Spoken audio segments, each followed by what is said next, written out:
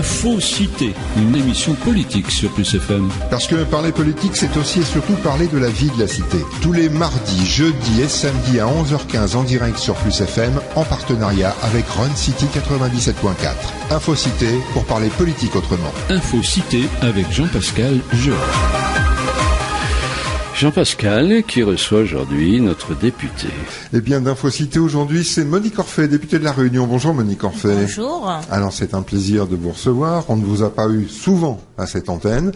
La dernière fois, ça remonte à plus d'1 an. Tout à fait. Il s'est passé des choses. Donc, plaisir partagé. Eh bien, merci bien. Alors, vous partez dans quelques jours à Paris. Oui, je partirai dimanche soir puisque je vais rencontrer les conseillers de Matignon pour parler de la situation réunionnaise, parce que la situation réunionnaise, comme la situation en Hexagone, est une situation qui est grave, et par rapport aux mesures qui sont prises. Donc, je voudrais, comme nous avons un nouveau gouvernement, faire connaître un peu cette situation qui est certes connue, mais qu'il faut à chaque fois rappeler. Et comme il y a un changement, donc c'est le bon moment pour aller effectivement dire un peu notre préoccupation. Pourquoi? Loin des yeux, loin du cœur, comme on dit? Non, pas du tout. Je crois que même si on entend souvent la détresse des Outre-mer, je pense que les problèmes que rencontrent les députés, mais aussi le gouvernement, les ministres français, il faut à chaque fois rappeler en fait la situation et défendre, parce que en fait c'est aussi notre rôle, défendre, rappeler que nous sommes dans un département où les inégalités sont graves, et que par rapport à ce plan, ces mesures qui sont prises, nous les Outre-mer, nous avons besoin d'être protégés par rapport à cette politique qui se met en place. Alors, justement, vous allez atterrir à Paris dans un drôle de climat politique à la fronde aujourd'hui des députés socialistes par rapport au plan d'austérité qui est piloté par Manuel Valls. Quelle est votre position, vous, justement, à la fois sur ce plan d'austérité, mais aussi sur la position des élus socialistes? Certains ont dit qu'ils ne voteraient pas. Je crois que c'est le 6 mai prochain que c'est présenté à l'Assemblée nationale, qui ne voteront pas, effectivement, ce qu'on leur demande de voter. Oui, moi, je veux quand même replacer ce plan dans un contexte. Un contexte économique, social grave, un contexte de crise. Et je crois que l'erreur du président de la République, ça a été en 2012 d'occulter cette situation économique grave dans laquelle nous étions et nous sommes encore.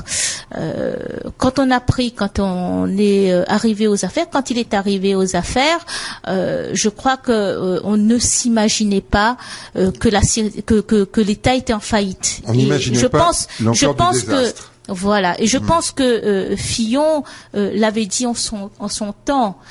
Ça avait été plus ou moins ironisé, mais on constate qu'aujourd'hui, effectivement, le budget, en tout cas les finances de l'État, il y a plus de marge de manœuvre pour pouvoir être généreux, qu'il faut faire des sacrifices. On a un déficit qui est colossal, qui a été creusé en 5 ans, et aujourd'hui, effectivement, c'est un plan de rigueur qu'on nous impose pour pouvoir effectivement retrouver de la compétitivité, notamment au niveau des entreprises, retrouver de la croissance, faire en sorte qu'il y ait plus d'emplois, et demain pouvoir partager effectivement avec ceux qui ont le moins.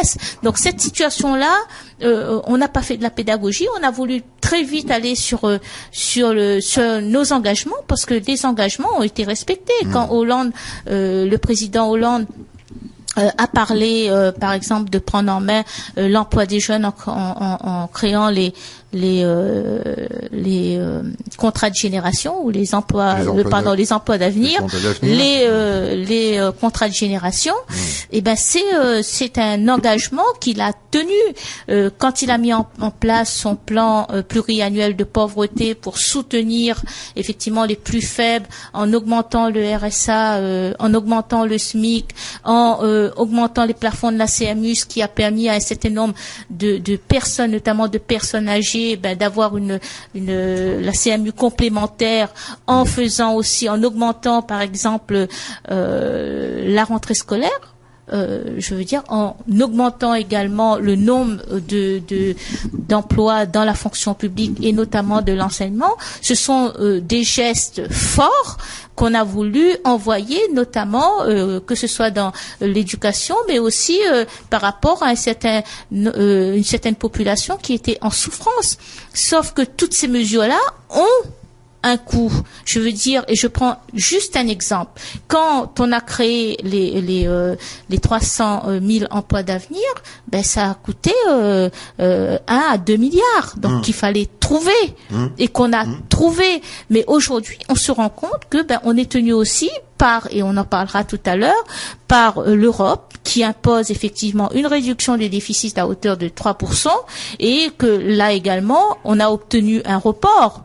Mais on ne sait pas pour combien de temps et on veut aussi négocier. Et aujourd'hui, il y a une pression aussi européenne. Donc, c'est le sens aujourd'hui de ce plan de rigueur que nous impose le gouvernement, mais ce plan de rigueur, même si il se justifie, ça doit être juste, notamment par rapport à ceux qui aujourd'hui n'arrivent plus à joindre les deux bouts. Mais Monique Orphée, finalement, le président Hollande a tenu les promesses du candidat Hollande. Le pacte de responsabilité, c'était dans son programme présidentiel. Oui, bien sûr. Et finalement, ce qu'il a proposé, vous l'avez dit, effectivement, il a revalorisé un certain nombre de prestations, il a effectivement développé un certain nombre, il a engagé des fonds, sauf qu'aujourd'hui, on fait un peu marche arrière, on n'a pas l'impression de faire un peu marche arrière.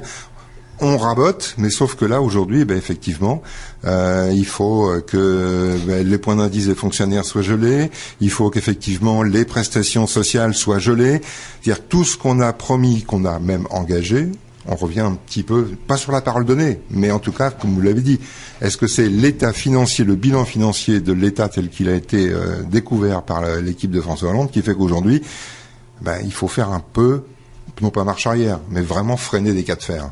Non, François Hollande a eu le courage, parce que c'est vraiment du courage, de prendre un certain nombre de mesures, de faire un certain nombre de réformes qui n'est pas populaire, d'où aussi sa cote de popularité qui est très bas. Mais il l'a fait, contrairement, je veux dire, à l'ancien président.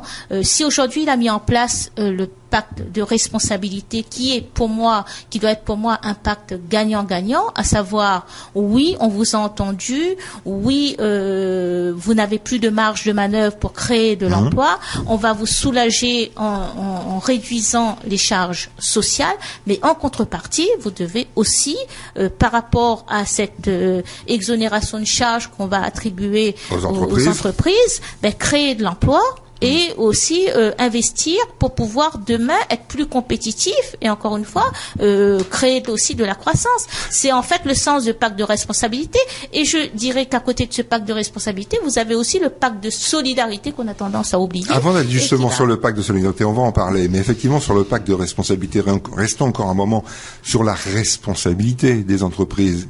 Il y a quand même eu, au cours de ces années, un certain nombre d'avantages fiscaux, effectivement des réductions de charges. Il y a aussi des avantages par rapport à des formes de défiscalisation.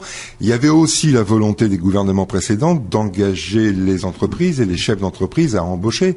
Sauf que on se rend compte finalement, au final du bilan, c'est que par rapport aux avantages consentis, il n'y a pas eu l'effort consenti non plus par les entreprises. Non, moi je il y a quoi? Est-ce qu'il faut surveiller les entreprises d'une autre manière? Bien sûr. Et dans son discours de janvier, lorsqu'il a présenté son pacte de responsabilité, François Hollande avait décidé de mettre en place un observatoire des contreparties. Et je crois que cet observatoire est nécessaire. Et moi, je prends au mot le président du MEDEF, qui avait dit, Gattaz à l'époque, qui avait dit qu'il allait créer 1 million d'emplois si demain on allait effectivement réduire les charges sociales. Sauf qu'aujourd'hui on parle de créer un SMIC jeune. Un SMIC Oui, réduit. mais là aussi, pareil, moi je suis contre, et je l'ai dit, et je l'ai écrit, contre ce SMIC jeune. Il n'y a pas que le président du MEDEF qui est pour ce SMIC jeune. Vous avez aujourd'hui le président de la CCIR, qui avait lui rappelé Ibrahim Patel, qui avait rappelé qu'il avait fait une proposition. Moi je pense que à la Réunion, encore plus à la Réunion où on a de graves inégalités de revenus, on ne peut pas, à mon sens, créer un SMIC jeune qui là aussi aggraverait les inégalités salariales. On ne peut pas demander à un jeune qui a travaillé, qui a fait des études pendant 4-5 ans, à un jeune qui a déjà mis peut-être le pied dans le monde de l'emploi, demain lui dire de venir travailler pour un salaire inférieur à un SMIC. Ce n'est pas normal. Donc là-dessus, je crois que et d'ailleurs l'ancienne présidente du MEDEF a dénoncé en disant que c'était pas alors je sais plus quel terme elle a employé, mais en disant que aujourd'hui on ne pouvait pas effectivement créer ce SMIC jeune. Et j'irai plus loin en disant, soit on me dit, et c'est un peu le discours des entreprises, soit on a de l'emploi, à ce moment-là on embauche, en contrepartie il y a des exonérations de charges, soit il n'y a pas d'emploi parce que la commande publique, parce que c'est la commande publique qui crée. Aujourd'hui c'est soit il y a pas d'emploi, parce qu'il n'y a pas de commande publique. À ce moment-là, on peut pas conditionner, en tout cas, l'embauche non plus à la commande publique, mais au fait de réduire le SMIC. Donc ce n'est pas tolérable, et ce n'est pas moi je l'entends pas aujourd'hui de cette oreille. Donc je suis contre, et il faudra me prouver que voilà, c'est une mesure efficace pour effectivement pour que les entreprises embauchent, pour que je cède. Mais aujourd'hui, je trouve que ce n'est pas une bonne mesure. D'autant que la commande publique risque aussi de se réduire ou d'être réduite à peau de chagrin, parce qu'on parle aussi, et là vous êtes en tant que député, mais élu municipal et élu intracommunautaire, à même de nous répondre sur les dotations aux collectivités qui vont être aussi réduites. On parle de 10 milliards pour cette année.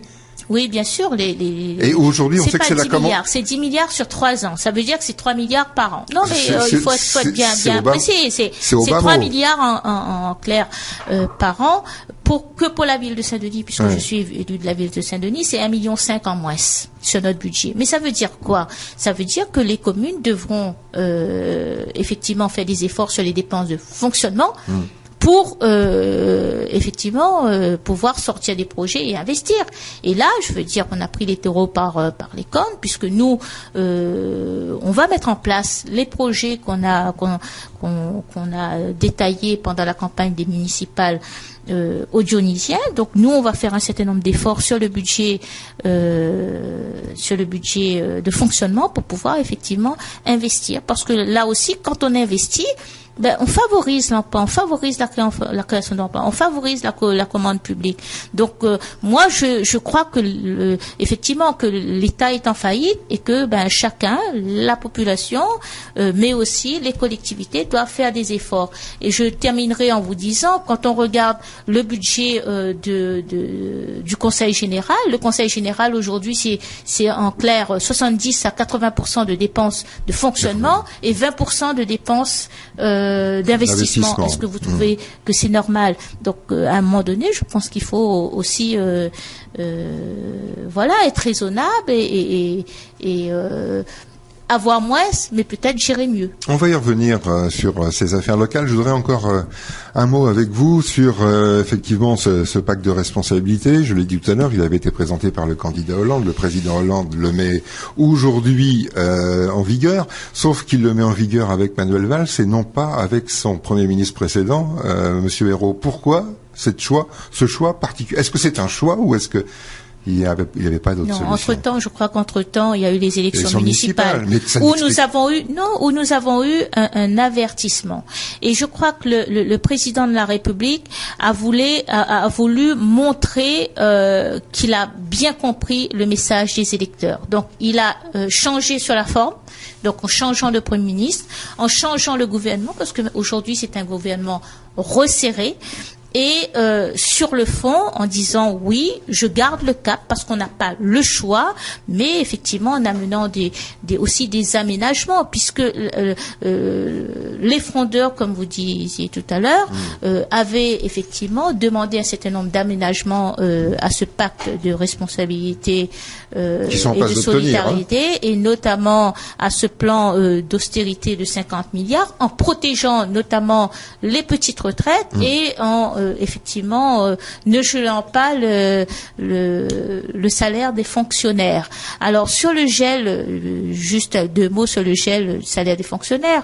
Autant c'est un problème en métropole, mais à La Réunion, ce n'est pas vraiment un problème, puisque vous savez que les fonctionnaires à La Réunion sont déjà indexés. Donc je crois que c'est plus un problème qui se pose en métropole plus qu'à La Réunion.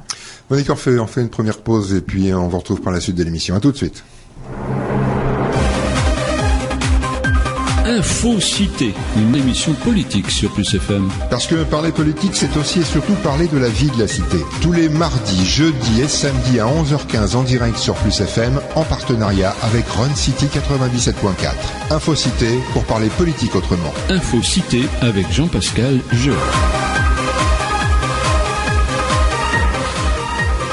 Jean-Pascal et son invité. Voilà, notre invité donc ce matin, c'est Monique Orphée, députée de La Réunion. Monique Orphée, on va revenir un petit peu sur le plan local, notamment sur, on reste en lien avec ce plan d'austérité, de réduction des dotations aux collectivités. Comment vous allez, vous l'avez dit tout à l'heure, effectivement, en tout cas en ce qui concerne Saint-Denis, vous allez être amené à faire un certain nombre de restrictions budgétaires. Comment on explique ça à ses administrés ? Moi, je crois que là aussi, on entend de plus en plus les gestions des collectivités être épinglées par les administrés qui trouvent que nous faisons trop de gaspillage, qui trouvent que souvent les élus ont une image dégradée parce que souvent on nous dit vous touchez trop d'indemnités. Donc d'ailleurs un certain nombre d'élus, j'ai vu en métropole, ont baissé par exemple, on fait des efforts sur les indemnités en les réduisant. Nous l'avons fait en 2008, en réduisant de moins de 20% les indemnités des élus. Donc, je veux dire, ce sont des signes que nous devons aussi, tout en sachant que la population doit participer à l'effort. Donc, nous, en tant qu'élus, nous devons aussi faire un geste, participer aussi à cet effort. Donc, je crois que les administrés, ils sont tout à fait, ils vont comprendre en fait que les collectivités, les municipalités participent à l'effort. Donc pour moi, il n'y a pas d'explication à donner. Je dirais même que c'est naturel. Mais est-ce que la solidarité est équitable? Parce que par rapport à ce qu'on va leur demander, par rapport justement à ce plan Valls, et les conséquences qui vont être répercutées dans notre département, parce que on ne va pas y échapper non plus, au même titre que la métropole. Est-ce que effectivement, comment va être partagée la solidarité sur un plan local? Écoutez, moi, sur la solidarité, peut-être partir aussi de la situation réunionnaise. Parce qu'on n'a pas la même situation qu'en métropole. On n'a pas la même situation. Les inégalités sont plus. Voilà. Les inégalités sont plus graves en Outre-mer et en particulier à La Réunion qu'en métropole. Et nous savons que nous avons effectivement au niveau du chômage 30% de plus, 60% chez les jeunes. Nous avons un taux d'illettrisme qui est de 120 000 illettrés à La Réunion. Nous avons effectivement un nombre de RSA qui sont très peu élevés, 30% de bénéficiaires de RSA, 42% de la population vit sous le seuil de pauvreté. Et en augmentation de 5% voilà, de l'année. Donc c'est vrai que c'est une situation très grave. Et c'est cette situation-là que j'irai effectivement évoquer à Matignon pour leur dire qu'il faudrait que cette solidarité nationale soit préservée dans les départements d'outre-mer. Mais ils vont pas pouvoir. Nous, on est prêts à faire des efforts. Ils vont pas pouvoir nous exonérer. À savoir, c'est-à-dire, on va être obligé de participer quand même. Mais bien à cette sûr, solidarité. mais participer en fonction de ce qu'on gagne. Et quand on va protéger, quand Manuel Valls dit qu'il va protéger les petites retraites, vous savez qu'à La Réunion, sur les 42% de personnes qui vivent au-dessous du seuil de pauvreté, du revenu médian, parce que le seuil de pauvreté, c'est le revenu médian. Le revenu médian aujourd'hui, c'est 950 euros. Donc, on a beaucoup de personnes retraitées qui vivent avec moins de 900 euros par mois. En moyenne, 400, 500 euros. Nous ne serons pas touchés. Non. Là aussi, on ne peut pas dire qu'une personne retraitée touche 450 euros. Une personne retraitée a le minimum vieillesse. Le minimum vieillesse aujourd'hui est de 750 euros. Puisque vous savez que même si vous avez une petite retraite à 500 euros, c'est compensé par l'ASPA pour justement qu'il y ait un minimum vieillesse, et le minimum vieillesse est de 750 euros. Or, ce public-là ne sera pas touché par le plan d'austérité. Donc, s'il fait un geste vis-à-vis de ceux qui touchent 800 à 900 euros, je crois que 80% des retraités à La Réunion seront protégés par la mesure qui sera prise par Manuel Valls. Donc, nous, à La Réunion, je pense que ce plan d'austérité, bien sûr que il va toucher une certaine partie de la population, les revenus, peut-être les classes moyennes et peut-être les classes supérieures, mais les petits revenus normalement devraient être protégés, et notamment les petits revenus, parce qu'il y a beaucoup de personnes, de salariés qui vivent avec 1200 euros, qui vivent avec un SMIC. Eux, ils vont avoir quand même un certain gain avec ce pacte de responsabilité, puisque dans le pacte de solidarité, puisque dans le pacte de solidarité, vous savez que on va exonérer de charges sociales les revenus qui tournent autour du SMIC. Donc ça va être 500 euros de gains par an pour un salarié au SMIC, donc ce qui veut dire 50 euros par mois, et 50 euros, ce n'est pas négligeable. Et ça veut dire aussi que vous allez défendre ce qu'il est convenu d'appeler aussi le développement du territoire, parce que on sait pertinemment que il faut des entreprises. Pour avoir des entreprises, il faut qu'il y ait des marchés. Pour que effectivement les entreprises puissent fonctionner et travailler sur ces marchés, il faut aussi embaucher. C'est tout un lien socio-économique qu'il était indispensable. Alors, est-ce qu'il faut aujourd'hui encore protéger ce qui est existant, ou essayer de développer d'autres thèses et d'autres filières? Alors, juste pour quand même continuer, avant de vous parler peut-être de la transition écologique, qui est un sujet qui va être devant nous et qui pourrait effectivement appliquer à La Réunion, être créateur d'emploi. Voilà. Mais je veux revenir juste sur les Outre-mer, pour vous dire qu'en 2 ans, les Outre-mer ont été protégés, puisque le budget du ministère de l'Outre-mer, contrairement à d'autres ministères, a été en augmentation.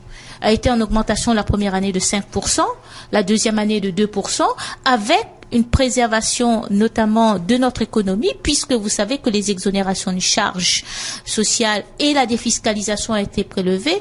Quand on sait que c'est 2 milliards d'euros, là aussi, ce n'est pas négligeable. Pour nos entreprises, c'est quand même une bouffée d'oxygène, c'est une protection que les entreprises, peut-être françaises ou de l'Hexagone, n'ont pas eu. Donc, François Hollande, là aussi, a tenu ses engagements en mettant en place la loi sur la régulation économique, où on a vu quand même le panier de la ménagère être créé, le panier Lurel, comme on dit. Quand on a vu aussi le décret sur le carburant, ça faisait des années qu'on se disait qu'il fallait revoir ou plutôt la marge des pétroliers. Certains opérateurs font encore de la résistance. Oui, mais ce sont quand même des gestes forts qui ont été donnés aux Outre-mer. Aujourd'hui, ce que moi je voudrais, c'est qu'il y ait une continuité. Et j'ai rencontré la semaine dernière la ministre Paul Angevin, la nouvelle ministre de l'Outre-mer, pour lui dire qu'il faudrait pas que demain on change justement de politique vis-à-vis de l'Outre-mer, qu'on continue à préserver par rapport aux inégalités qu'on rencontre sur nos territoires. Donc voilà un peu le message que j'essaie de faire passer avec mes collègues, pour que demain effectivement qu'il n'y ait pas plus que des inégalités s'aggravent sur nos territoires. Après, concernant le développement durable, oui, il faut que demain avec ces inégalités. En tout cas, on n'aura pas de développement durable si on ne réduit pas ces inégalités. Donc, pour moi, pour développer durablement la Réunion, il faut investir bien sûr massivement dans l'éducation. On ne peut pas continuer à avoir un taux d'échec scolaire de 40%, être le dernier des académies françaises. Ça, ce n'est pas admissible. Il faut réduire le nombre de jeunes au chômage, alors que nos jeunes sont de plus en plus formés. Il faut réduire le nombre d'illettrés. Donc, il faut non seulement une politique nationale, bien sûr, et à travers la solidarité vis-à-vis des Outre-mer, mais il faut qu'au niveau local aussi, qu'on se mette autour d'une table pour voir quel projet nous voulons pour la Réunion, pour développer durablement demain la Réunion. Parce que ces idées-là, finalement, effectivement, balayer l'illettrisme, faire progresser les jeunes dans le monde éducatif, c'est quand même des idées que l'on entend depuis des années. Depuis des années. Et moi, je regrette, parce que à chaque fois qu'il y a un changement, on n'arrive pas à se mettre autour d'une table pour savoir comment mutualiser les moyens pour pouvoir effectivement prendre ces problèmes à bras le corps. C'est vrai que vous avez une politique régionale, parfois en désaccord avec la politique du Conseil général, qui sont peut-être en désaccord avec les différentes politiques des différentes collectivités, des intercos.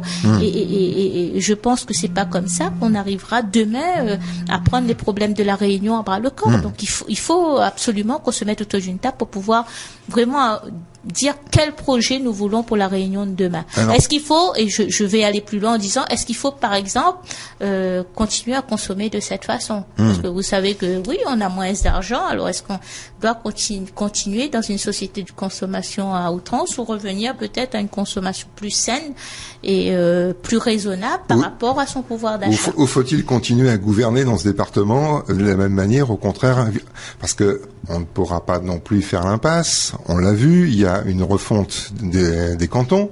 On va passer, on va diviser de 49 à 25, mais c'est vrai que le nombre de conseillers ne va pas diminuer, puisque vous savez que dans chaque canton, circonscription territoriale, vous avez 2 conseillers. Et non plus un. Voilà, à parité, un homme et une femme. C'est un peu à l'aberration quand même, non? Écoutez, c'est un peu c'est la mesure, c'est la réforme qui a été adoptée, et c'est vrai, ça va encore évoluer, puisque, et vous l'avez entendu comme moi, Valls a annoncé en 2021 la suppression des départements et la réduction des régions, notamment en hexagone. On n'a pas parlé de l'outre-mer, mais on a parlé de l'hexagone. Mais ça pourrait dire que nous, finalement, qu'est-ce qui nous attend? L'Assemblée unique?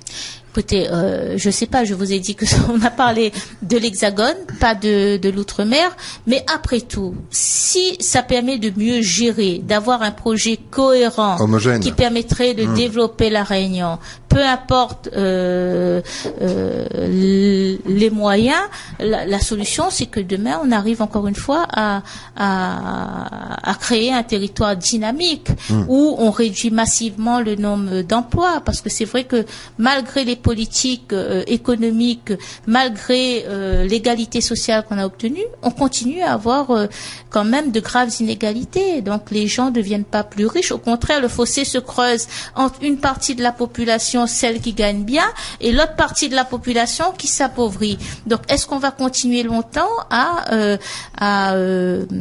avoir ces deux blocs s'affronter, et qui demain va mettre en péril notre cohésion sociale? C'est de cela dont il s'agit. Donc il faut qu'à un moment donné on se pose et qu'on se dise qu'est-ce qu'on fait pour justement resserrer ces deux groupes là qui aujourd'hui s'affrontent. Et on sent que à chaque fois qu'il y a un débat lancé sur la fonction publique, que les gens ça crée des ressentiments par rapport à ceux qui ne touchent pas la surrémunération. Ça c'est un sujet très sensible.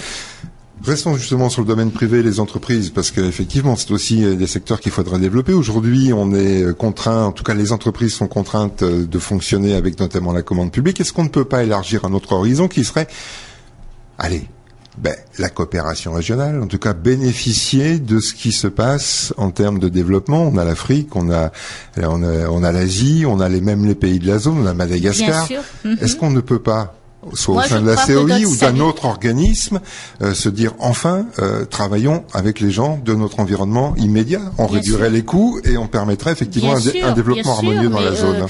ce travail-là, je veux dire, c'est pas à sens unique. Ça suppose qu'il y ait vraiment une dynamique avec les différents territoires environnants, Maurice, Madagascar, les Comores, l'Afrique du Sud, pour qu'on puisse effectivement demain peut-être s'ouvrir et là aussi rendre nos entreprises plus dynamiques. Mais j'ai cru comprendre qu'il y avait une certaine frilosité de nos entreprises pour aller investir ailleurs, notamment à Madagascar, où il y a un marché peut-être pour nos entreprises et aussi pour notre matière grise, puisqu'on a un savoir-faire qu'on pourrait exporter dans le développement durable. Donc, mais apparemment, on a du mal quand même à aller investir ailleurs. Donc, on préfère même à Maurice, Monique Orphée, parce qu'aujourd'hui, que ça soit l'Agence française de développement, que ça soit l'Union européenne, ces deux institutions investissent aux Seychelles, à Maurice, à Madagascar. Qu'est-ce qu'on attend? Ouais, ben écoutez, moi je vous demanderai peut-être de poser la question au MEDEF, aux acteurs, aux forces vives de la Réunion. Pourquoi il y a cette frilosité de la part de nos entreprises réunionnaises pour s'exporter dans les îles? Je crois qu'il y a eu quelques déconvenues, notamment de nos investisseurs à Madagascar, à cause de l'instabilité. L'instabilité politique. Ouais. Ceci dit, je pense qu'il ne faut pas se décourager, qu'il faut s'ouvrir. D'autant plus, et je vous ai dit, il y a un savoir-faire en la matière. Regardez ce chef d'entreprise qui était dans le photovoltaïque, qui a réussi à s'exporter à Madagascar d'ailleurs, et aux États-Unis, Donc ça veut dire qu'on a un vrai savoir-faire et qu'il faudrait le faire partager ailleurs. Et je crois que c'est notre porte de sortie pour les jeunes qui se forment. On a une université aujourd'hui quand même performante dans la zone, donc on peut être une plateforme pour favoriser cet échange des savoirs, à condition encore une fois d'avoir une vraie politique dans ce domaine-là et de le vouloir. Je vous propose une dernière pause et puis on se retrouve pour la dernière ligne droite de l'émission. À tout de suite, Monique Orphée. Info Cité, une émission politique sur Plus FM. Parce que parler politique, c'est aussi et surtout parler de la vie de la cité. Tous les mardis, jeudis et samedis à 11h15 en direct sur Plus FM, en partenariat avec Run City 97.4. Info Cité pour parler politique autrement. Info Cité avec Jean-Pascal Jeu. Et on va parler politique autrement pendant le dernier quart d'heure avec Jean-Pascal et son invité. Voilà, donc notre invité ce matin, c'est Monique Orphée, députée de La Réunion. Monique Orphée, vous le disiez tout à l'heure, quand on parlait du pacte de responsabilité et notamment du plan d'austérité qui avait été aujourd'hui mené par Manuel Valls. Vous disiez effectivement que ce changement de politique, ce changement de cap, ce changement de gouvernement, c'était le bilan finalement des élections municipales. Est-ce que on peut se poser la question, est-ce que ce pacte d'austérité, finalement, ne va pas aussi changer la donne pour les prochaines échéances électorales? On a les élections européennes le 25 mai, on a les cantonales, on a les régionales. Est-ce que ça peut influencer aussi l'électeur ou les politiques à changer leur fusil d'épaule et à voir autrement ce qui peut se passer? Non, d'abord, aujourd'hui, et je vous l'ai dit, il y a un certain nombre de réformes depuis 2 ans qui ont été menées. Ces réformes, on ne voit pas clairement les résultats. Mais quand même, par rapport à 2012, on voit qu'il y a quand même une petite reprise de la croissance, qu'il y a une stabilisation, même s'il n'y a pas un infléchissement du chômage, et une petite reprise aussi de nos entreprises, qui est notamment dans l'automobile.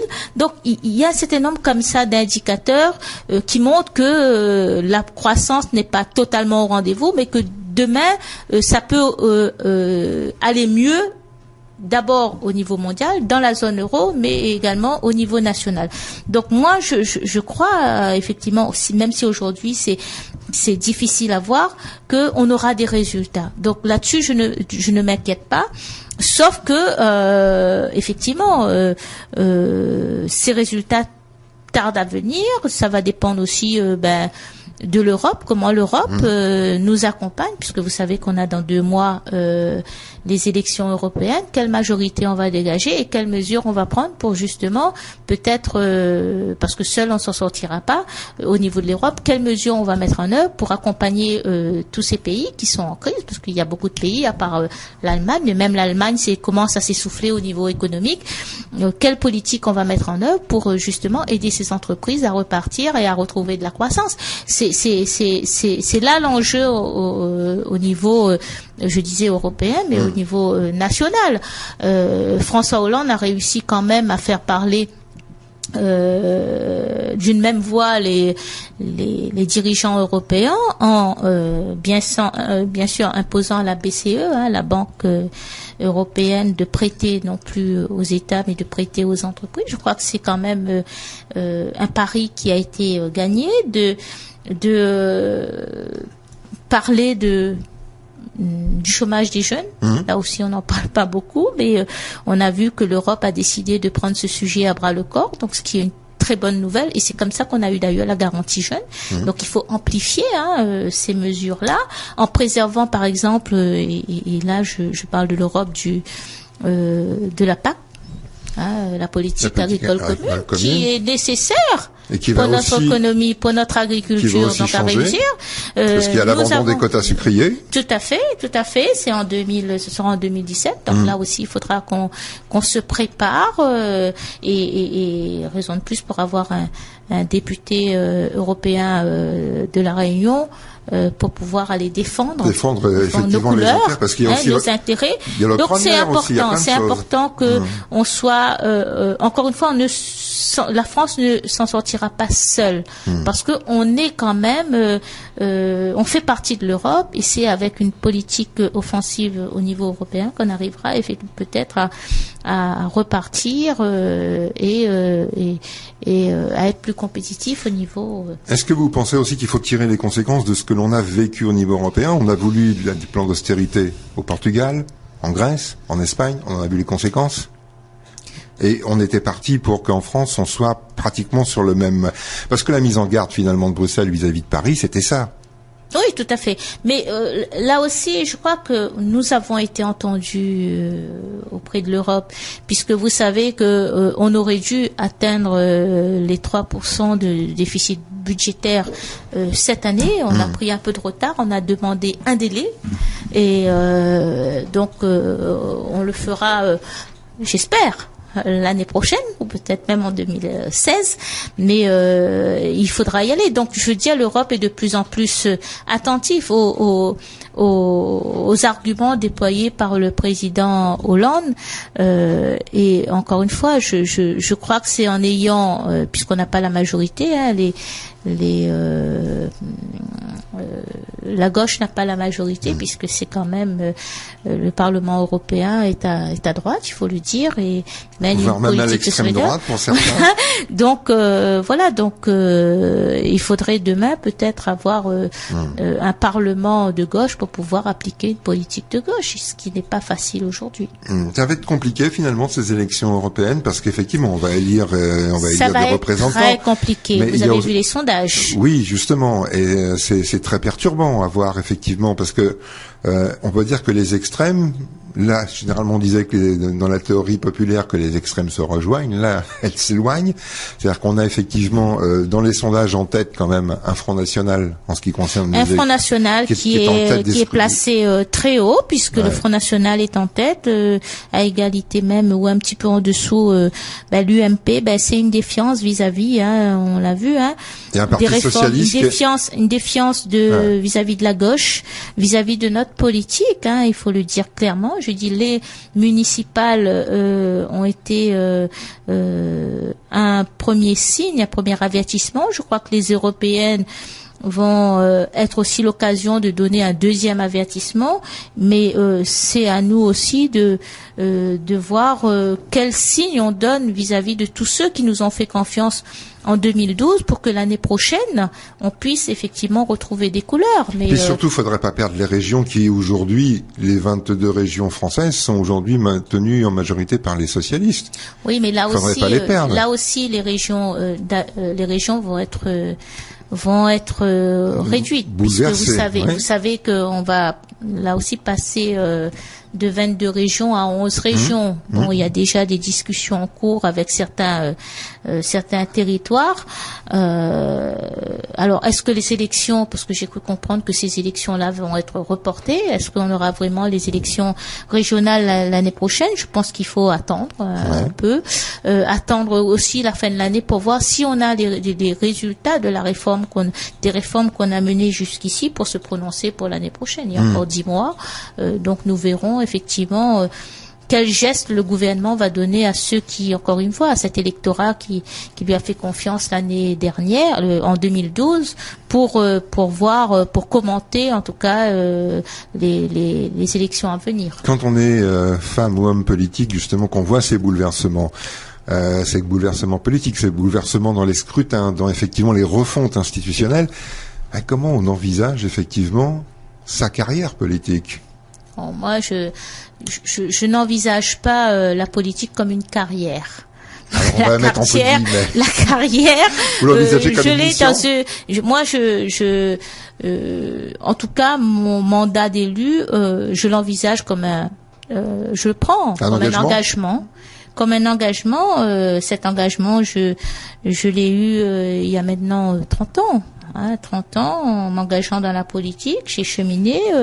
Je suis encore convaincue, j'ai des valeurs, des principes, des valeurs de gauche, et je suis aussi réaliste.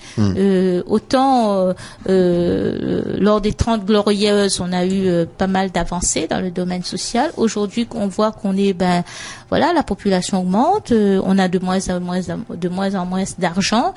Donc l'État ne peut plus être aussi solidaire que par rapport à ce qu'il était avant.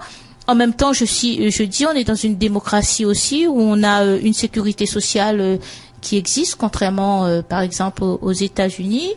On a une protection sociale, on a aussi une politique familiale qui est très offensive, ce qui nous différencie de l'Allemagne, qui ne fait plus d'enfants. En France, on fait encore d'enfants parce qu'on a à côté une politique familiale qui est protectrice. Donc voilà. Donc je pense qu'on n'a pas, on a un SMIC, un SMIC qui reste correct par rapport à l'Allemagne. On est encore un territoire attractif parce que quand même les entreprises étrangères continuent à venir investir en France. Voilà, on a autant d'atouts, sauf qu'il nous manque un peu de compétitivité, de dynamisme. On est trop conservateur sur ces acquis. Entreprenant. Et je trouve que peut-être qu'on est resté justement sur ces acquis-là et on n'a pas su créer, on n'a pas su évoluer. C'est ce que demande peut-être aujourd'hui Hollande à travers les efforts et les réformes qu'il impose au pays. Parce que là, c'est peut-être qu'il faudrait effectivement être dans cet état d'esprit. Moi, en tout cas, je suis solidaire avec la majorité, la majorité dans laquelle je me trouve, tout en restant vigilante sur les intérêts, encore une fois, des plus faibles.